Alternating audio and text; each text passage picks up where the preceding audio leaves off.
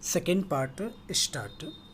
Experience has shown that housing units raised by the official agencies for the poor are too expensive and the intended benefit does not reach the beneficiaries for whom the schemes are launched.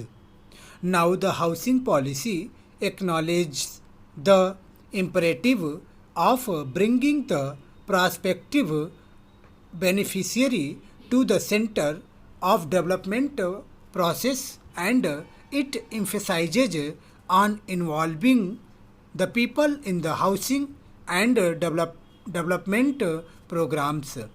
This is a welcome change, a welcome shift in the strategy to combat the problem. Man has always had the instinct to build a shelter for himself. Nothing else explains the mushroom growth of slums. However, a slum dweller being in constant fear of being evicted from the land which he has encroached upon does not really spend much on building a slanty for himself even by his own standard. If he were to be assured of the security of tenure over that particular piece of land, and if that were not possible, if he were to be offered an alternative developed piece of land and provided with the basic services like water and sewage system, street lighting and other important amenities, and also offered some small loan on soft terms, I am sure that every household will be able to build for itself a house which would conform to the basic minimum housing norms postulated by the housing policy.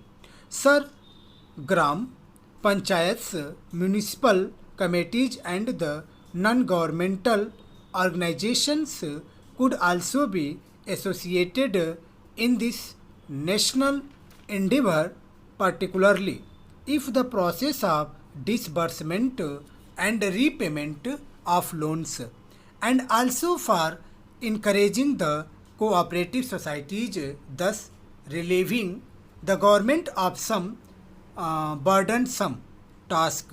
Para. Sir, today you know that the price of land is escalating at an unanimous unimaginable rate.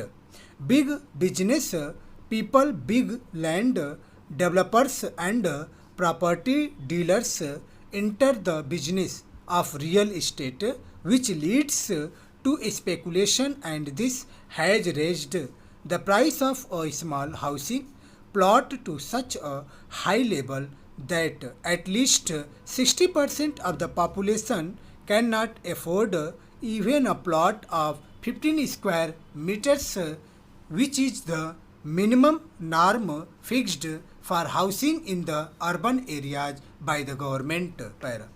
Sir, it is in this perspective that I say that any housing policy can serve a useful purpose only if the task of developing the land for housing purposes is taken over entirely by the government. The role of private builders in contributing to the housing activity in the cities cannot be undermined, but cases are not wanting where people investing their lifelong savings in a house plot have been cheated by the property dealers. Land mafias have come up in almost all the major towns and cities of the country. Full stop.